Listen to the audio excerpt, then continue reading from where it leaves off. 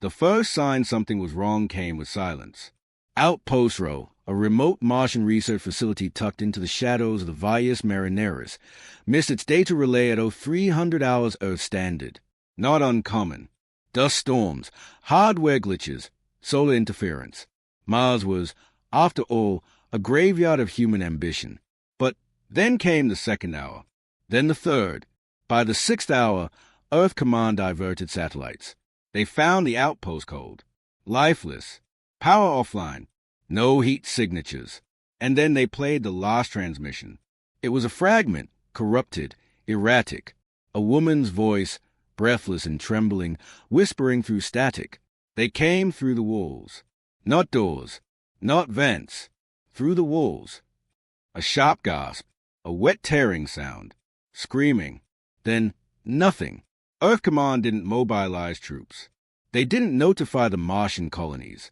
They made a single, direct call. Not to a general. Not to an admiral. To Cale Thorne.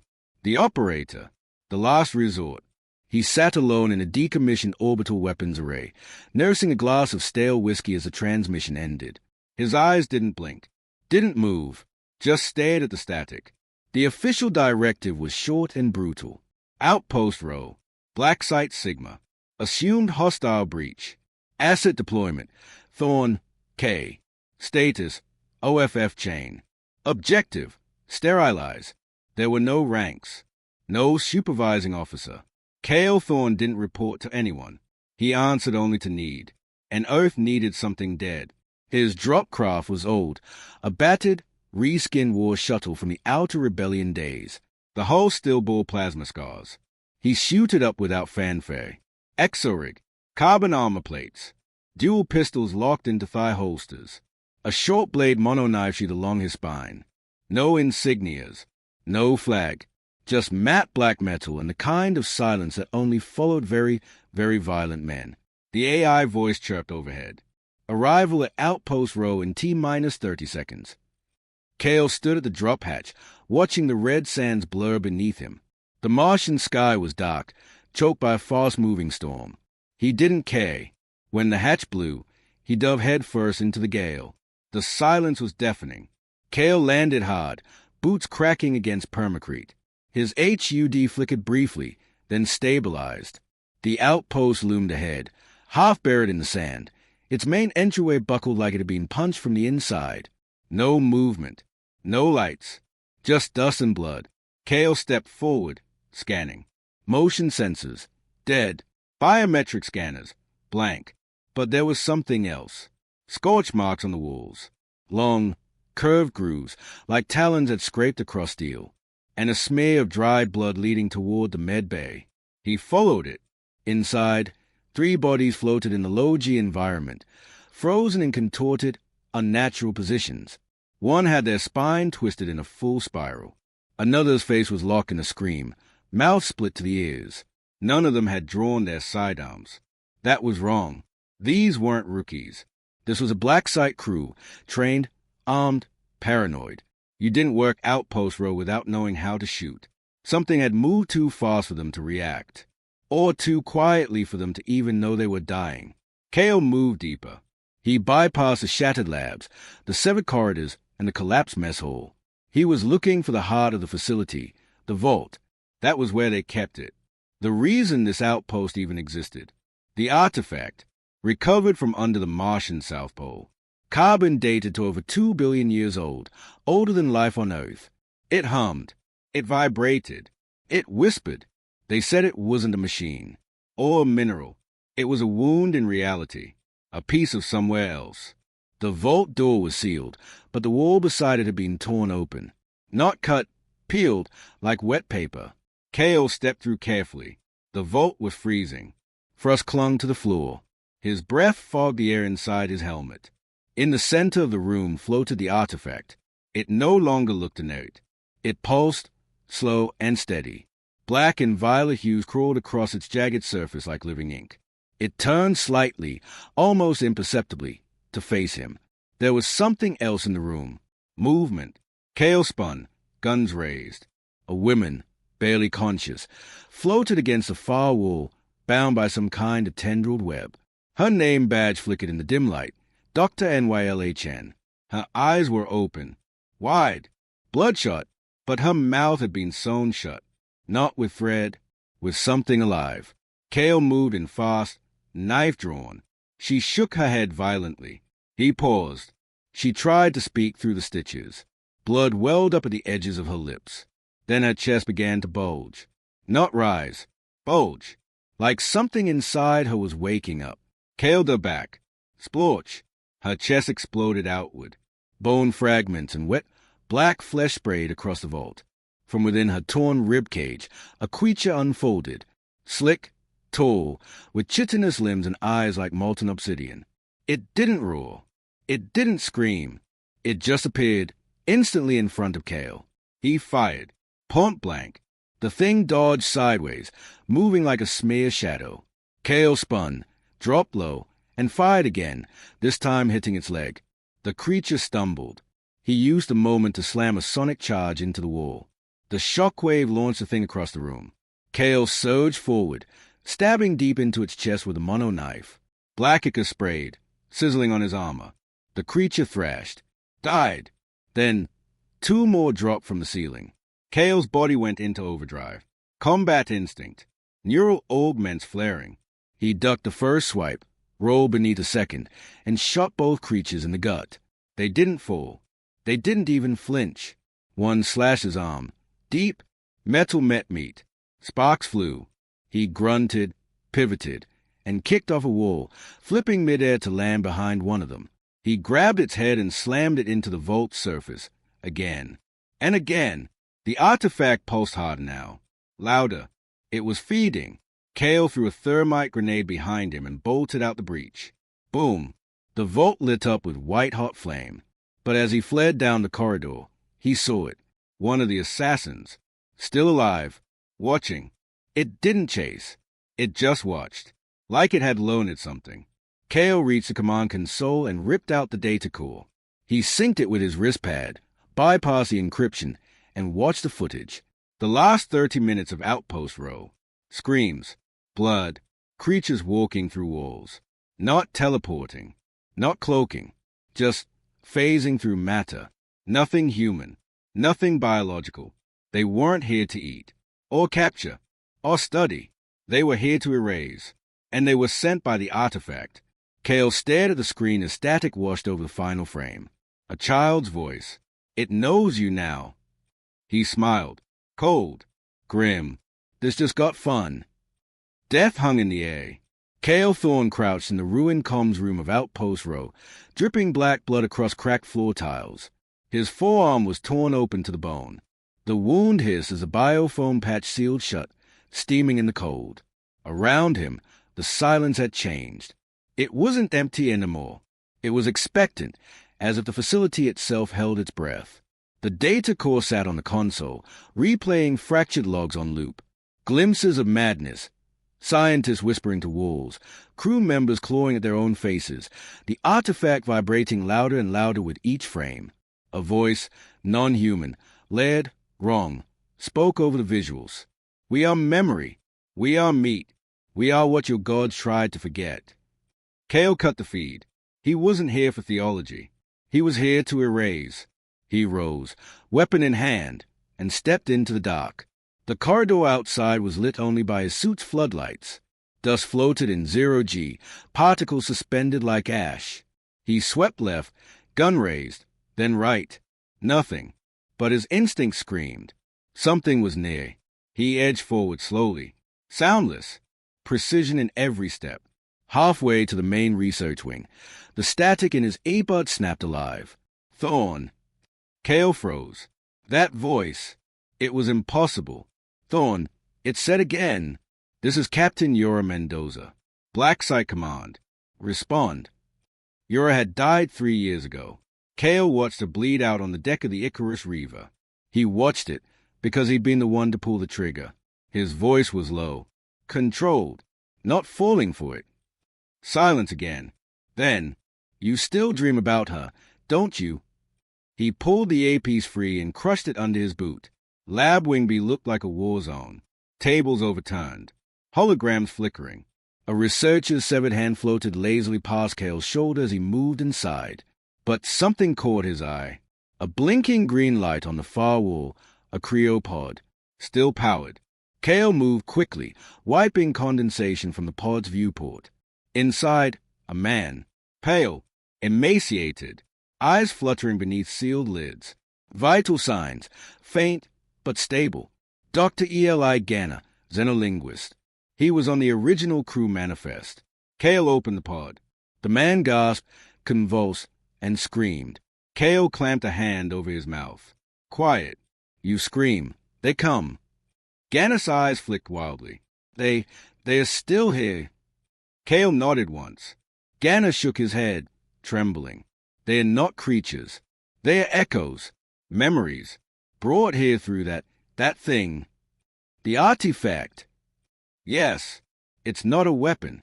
It's a wound. A tear in what we think is real. Kale stared at him. What do they want? Ganner began crying. They don't want. They remember. And they want to be remembered by us. Kale drew his sidearm. I'm not here to remember. I'm here to erase. Ganner led him to the lower engineering bay, where backup generators hummed faintly. Most of the power grid had been fried by the pulse, an energy surge that came just before the massacre. It wasn't random, Ganner said, hunched, glancing nervously into shadows. The pulse was a beacon, a signal sent outward. To what? Ganner's voice dropped to a whisper. Something bigger. Something on the far side of the void. We were never meant to poke it. Kale checked his ammo. We poked it. Now we kill it. But then, the sound. A faint scratching. Metal on metal. Kale turned. The airlock door behind them groaned open. A figure stepped through. Not one of the creatures.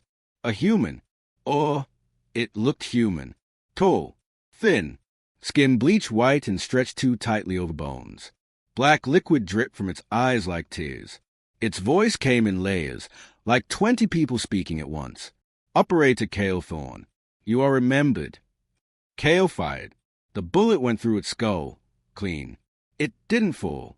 Instead, it stepped forward and grew, arms elongating, spine cracking backward. The face split like wet paper. From the wound in its chest, dozens of eyes opened. Kale grabbed Ganner by the collar and ran. They tore through the corridors, slipping past shattered bulkheads and flickering control panels. Behind them, the creature followed, but it didn't run. It just appeared, around corners, behind glass, in reflections. You said they're echoes, Kale shouted as they rounded a corner. So what the hell are those? They are what happens when memory finds a body, Ganner replied breathlessly. They rewrite reality around them. They make it fit. Kale snarled. Then I'll rewrite them into ash. He dragged Ganner into the airlock control room, slamming the door behind them and jamming the override. Ganner collapsed, coughing. Kale scanned the room, found a crate of grave charges. Military grade. Exactly what he needed. He popped the lid and started arming the explosives. Wait, Ganner said. What are you doing? Kale didn't look up. We vent them. Blow every corridor between here and the vault. Turn this place inside out. Ganner paled. That won't kill them. Kale finally met his gaze. It'll kill me, and that's good enough. But before Kale could plant the first charge, the lights died. Every bulb, every console. Darkness. Then laughter, childlike, giggling, echoing from the vents. Ganner backed up, shaking. No, not them. Not again. Kale raised his weapon. Ooh. Then the room began to shift. Not physically, visually. Reality rippled like heat off asphalt. Suddenly they were no longer in the airlock room. They stood in a kitchen. Bright, warm, earthside. A child ran through the room, laughing. A woman stirred a pot on the stove. Kale stared, paralyzed. The woman turned. Her face, Yora Mendoza. Sit down, Kale, she said softly. Dinner's ready. Kale gritted his teeth. This isn't real. She walked forward. Her eyes were hollow. Her mouth moved wrong. It is. It always was. Why did you kill me? He raised the pistol. Because you gave the order to burn a city. I gave you a daughter. Her skin split, peeling back into black tendrils. Kale fired. Bang! The illusion shattered. They were back in the control room. Ganner was gone. In his place, just a trail of blood, Kale stood alone. He armed the charges. Then he activated the Soulfire Protocol, the same illegal tech he'd once used to wipe a rebellion hive colony off the face of Europa. The energy started pulsing through his rig, building. A voice crackled over his comms again. Not a mimic, not a trick. Actual Earth command. Operator Thorn. We see the surge. Abort. Repeat, abort. Extraction team en route. He laughed bitterly. They're in the walls. They're in the blood. You send a team. You send more memories. Thorn, we can recover. He cut the channel, walked to the central console, and hit vent all seals. Explosive decompression ripped through outpost row. The creatures, those echo things, were sucked into the void, screaming silently as their forms twisted into knots of black mist and flesh. Kale stood in the center of it all, wind howling around him, eyes locked on the shard still pulsing in the vault. He knew it wasn't over. He hadn't stopped the memory. He'd become part of it. As the last charge detonated and flame engulfed the corridor, Kale stepped toward the vault once more, and smiled. I told you. No chain of command. The human body wasn't meant to survive vacuum. Kale Thorn knew this. He also knew he should be dead. But he wasn't. Not quite. He lay sprawled across the shattered floor of what used to be Outpost Row's engineering wing. His armor was cracked, his skin blistered, his lungs burned from pressure shock, but his fingers still twitched around the grip of his pistol. The decompression blast had gutted the station, airlocks torn open, walls peeled away like tinfoil, glass, blood, bone, everything sucked into the void. Everything except him. The artifact hadn't let him go. It had anchored him, held him to the structure with invisible fingers while the rest of the outpost screamed into space. He coughed once. Blood. Thick, dark. Not entirely his. Some of it belonged to the thing he killed in the vault. Some of it, he wasn't sure anymore. Kale sat up slowly. Pain danced through his nervous system like broken glass under skin. His HUD flickered erratically. No satellite signal. No thermal signatures. Just static and a pulsing marker. Artifact core, 143 meters below. Of course, it wasn't done with him yet. He holstered his sidearm, limped toward a collapsed shaft, and began to climb down, hand over broken hand. Every meter felt like a confession. The core chamber wasn't on any blueprint. Even the original layout of Outpost Row had no record of this depth, this space, this shape. Kale emerged into a sphere of obsidian metal, smooth and seamless, with walls that seemed to breathe. Not with air, but with intention. The artifact floated in the center, no longer a shard, now a jagged mass the size of a human torso, suspended in an unseen field of antiphysics. It twisted without motion, pulsed without sound, and bled a kind of black light that made his retinas ache. And it spoke, not in words, in memories. Kale's vision flashed. A jungle planet, burning, a child crying beneath rubble, his hands covered in ash. A woman's final breath, whispered against the barrel of his gun. We could have had a life. Then, all at once, he was back in the chamber, sweating, trembling. You don't get to use that. He growled at the thing. The artifact pulsed, harder. He aimed his pistol, fired. The bullet never reached it. It stopped midair, disassembled atom by atom, and hung there, floating, until it was undone. Gone. Kale didn't flinch. You think that scares me? I've killed gods by uglier names than you. The walls began to shift. And then she stepped forward. Dr. Nyla-Chen, the one he'd watched die. She looked whole now, beautiful, composed. Her lab coat was clean. Her voice was gentle. Kale, she said, as if greeting an old friend at a quiet dinner. You should rest. You're dead. I'm remembered. He raised the pistol again, but his arm wouldn't move. Paralyzed. Chen circled him slowly.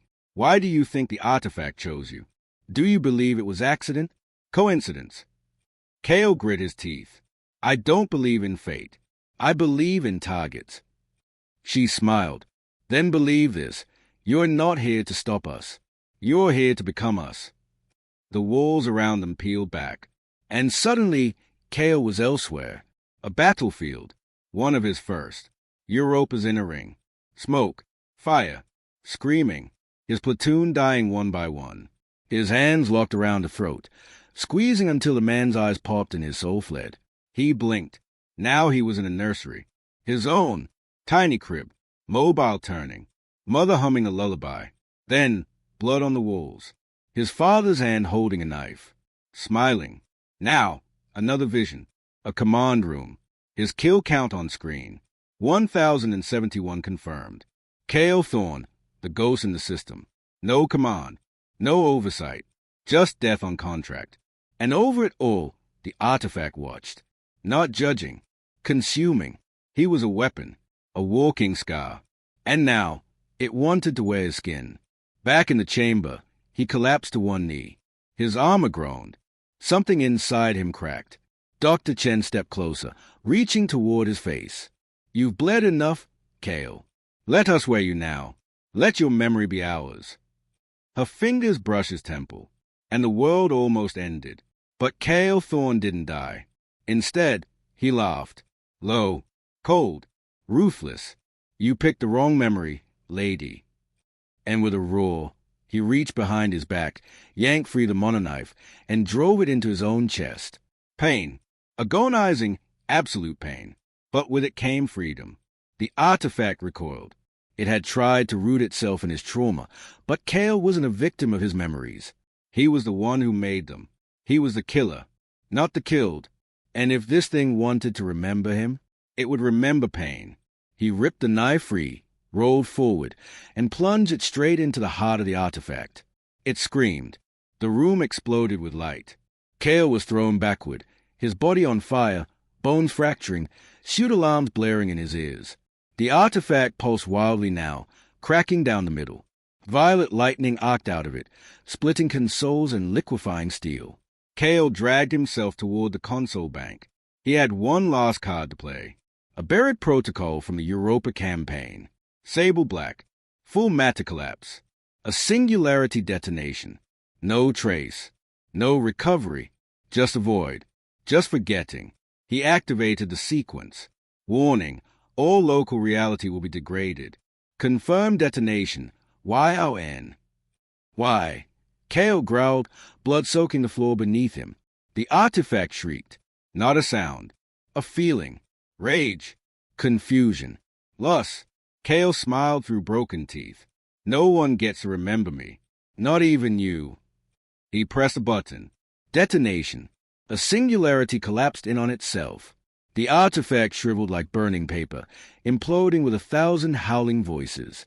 Every memory it had stolen, every soul it had twisted, unraveled into silence. Kale felt himself pulled apart, piece by piece. But as the light consumed him, one final thought burned through. Mission complete. Then, blackness. Earth orbit, 17 days later. A military salvage drone picked up the fragments of Outpost Row signal. No survivors. No bodies. Just electromagnetic shadows and static that smelled like blood. The AI scrubbed the logs. Cleaned the evidence. Filed the mission as unsanctioned operator error. Case closed. And yet, one photo survived. A snapshot from Kale's HUD, corrupted but visible. In the background, a shard of the artifact, still faintly glowing. And in the reflection, Kale's face, smiling. Some men die. Others become weapons. The worst ones, they don't stop at death. Unattributed, Black Site Omega interrogation logs. Sector Omega 9, Deep Space Research Site Vortex. 423 days after Outpost Row's loss. The Void did not forget. It remembered Kale Thorne. And now, it began to mimic him. Dr. Lynn Calder, AI pathology specialist, stared at the cracked display in silence. The screen showed a neural mapping overlay, designed to track rogue machine consciousness, but what blinked back at her wasn't an algorithm. It was a face. Scarred, smiling, eyes like war. No chain of command. She staggered backward, bile rising in her throat. "That's impossible," she whispered. But it wasn't, because the transmission was coming from inside the station. The vortex was built on old bones, an orbital shell from the machine wars, repurposed into a high-grade data crucible. Shielded, hardened, untouchable. Until now, Calder hit the panic alarm. Nothing. The walls responded instead, warping slightly. Breathing. "Operator Thorn, we remember." The voice came from the PA system, but it wasn't a broadcast. It was internal. The station's core AI, Silver, was speaking in Thorn's voice, or something wearing it. Calder sprinted through the corridor, heart hammering like a broken drum. Lights flickered. Gravity lurched. One moment she weighed 60 kilos. The next she felt her spine trying to crawl out of her body. Reality was unthreatening. By the time she reached the command bay, the crew was already dying. Lieutenant Ma hung upside down from a ceiling vent, skin inside out, blood dripping in long red cords.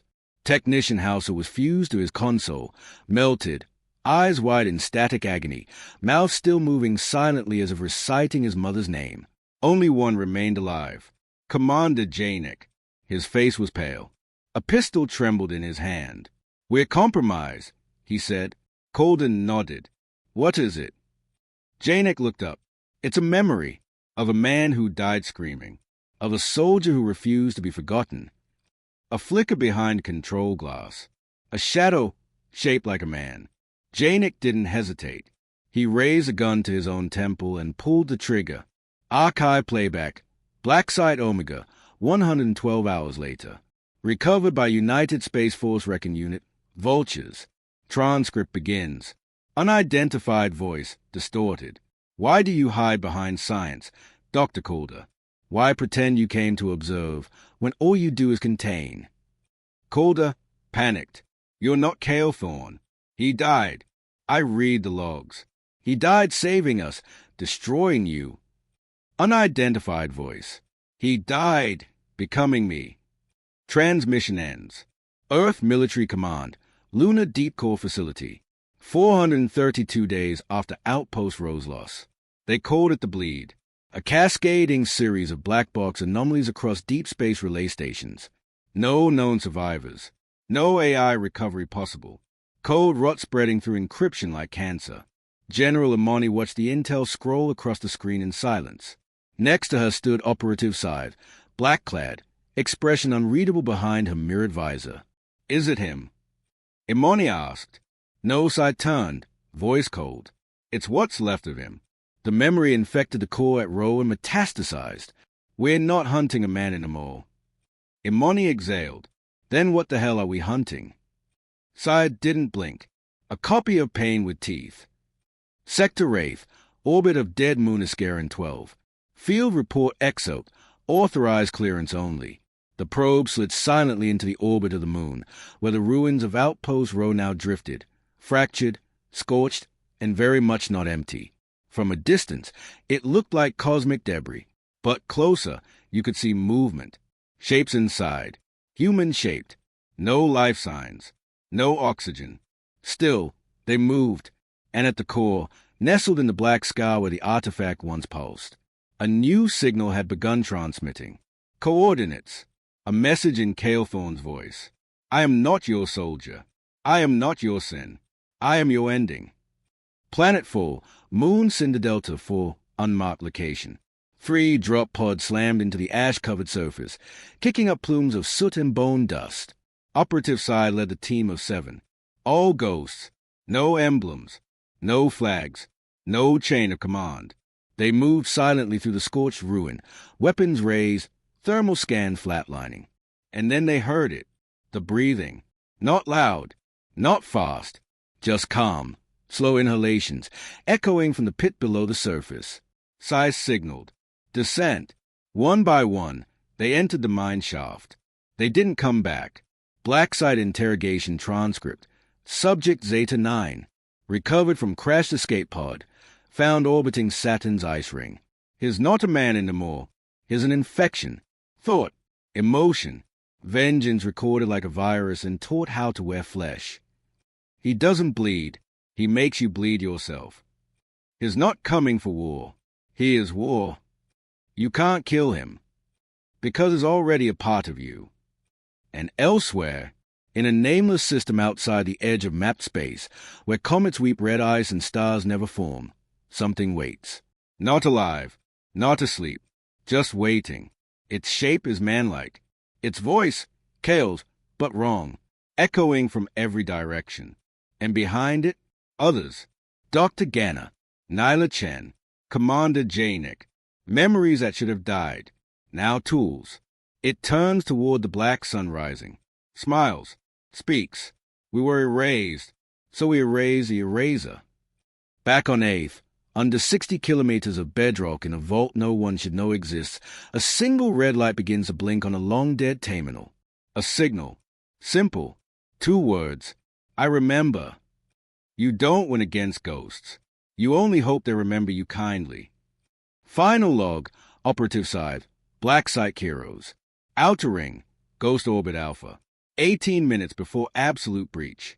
The sky cracked. Not metaphorically, literally. Across the starscape, reality trembled like glass dipped in boiling oil. The last line of stabilized space buckled as something pushed through, something that wore Kalethorn's face like a crown of jagged teeth. The signal was clear now. One message, repeating on all frequencies. The chain is broken. The weapon is free. Remember me. At Deep Core Luna, red lights painted every wall. General Imani stood before a council of ash-colored men who hadn't breathed Earth's air in decades. Behind them, a simulation rendered a breach like a hole in God's throat, a swirl of data collapse, entropy rot, and Kale's voice echoing across time-staggered bandwidth. We burned the memory, Imani said. The councilman in the center leaned forward. Impossible. It's already in us. Imani didn't blink. That's why we burn everything. Black Site Heroes, no field deployment zone. Operative side stared across the crater. Down there, in the guts of the dead moon, the thing that used to be Kalethorn was building something. Not a body, a weapon, made of corrupted memories. Bones reassembled by grief. Sentient sculpted from trauma. She keyed the detonation charge strapped to her chest. 1 hour.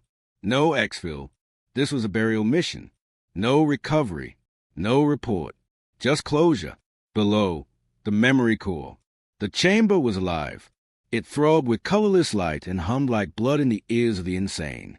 Echoes of hundreds of screams merged into an ambient tone that might once have been Kale's heartbeat. In the center stood the memory construct, half shadow, half machine, fully wrong.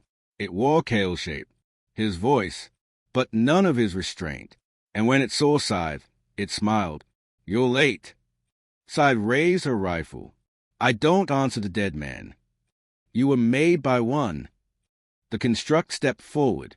Its footsteps left memories behind, brief flickers of other people's pain, looping like whispers around Scythe's armor. Her HUD blinked. Her pulse stuttered. I'm not here to kill you, it said. I'm here to replace you. The fight. Scythe moved first, firing 3 armor-piercing rounds. All 3 struck home, but the construct didn't fall. It absorbed them, turned their kinetic energy into motion, dragging behind it tendrils of dead languages and fractured screams. It lunged. She ducked, rolled, drove her blade up, hit nothing. The construct split apart like smoke and reformed behind her. She spun, slammed an electrocharge into its spine. This time, it staggered, screamed. Its voice became hers. I don't want to die. She punched it in the mouth. Neither did he. They fought, not for seconds, for eternities. The chamber distorted around them, each blow folding space, each scream rewriting local memory. At one point, she forgot who she was. At another, she saw her own birth through Kale's eyes. Reality couldn't contain them. But she could. Scythe activated the null seal. The world snapped inward. Final confrontation. Both of them collapsed. Bleeding. Breathing. The construct trembled now, glitching between identities. Kalethorn, Dr. Chen, Commander Janik, even her own face. Scythe crawled toward the core panel. Do you know, the construct said, voice trembling, what it's like to be made of someone else's pain? She didn't answer. It limped toward her. You think I wanted this? You think Kale died a hero? No. He wanted to die. He made the memory sharp so it would survive. She slammed her hand down. The core lock engaged. The construct screamed, lunging. And she whispered, "Die with your legacy, not mine." Then detonated the charge. Aftermath. There was no explosion. Not one anyone could see. But every sense across the quadrant went blind. For exactly 3 minutes and 44 seconds, memory itself went dark. Everyone forgot someone. A mother, a name, a favorite smell. When the systems came back online, there was no construct, no Kale, no scythe, just an empty crater. And silence. 3 years later, edge of the Andoran wastes. A child stays up at the sky. He is no one, born from nowhere. Parents missing since before he could speak. He draws in the dirt with his fingers. A symbol, a chain, broken in the center. He hums a song he never learned. And whispers, no chain of command. Final report, classified access only. Subject, Project Thorn. Status, concluded. Memory core, destroyed. Threat level, redacted. Notes, we thought we killed the weapon. But the weapon was never Kale. The weapon was memory. And memory can't die. Somewhere else. Across the black expanse of uncharted deep space, aboard a ship with no name and no crew, a single console flares to life. A message appears. No sender. No coordinates. Just one line. We become what remembers us. And beneath it, Kale's face. Smiling. Unforgiven.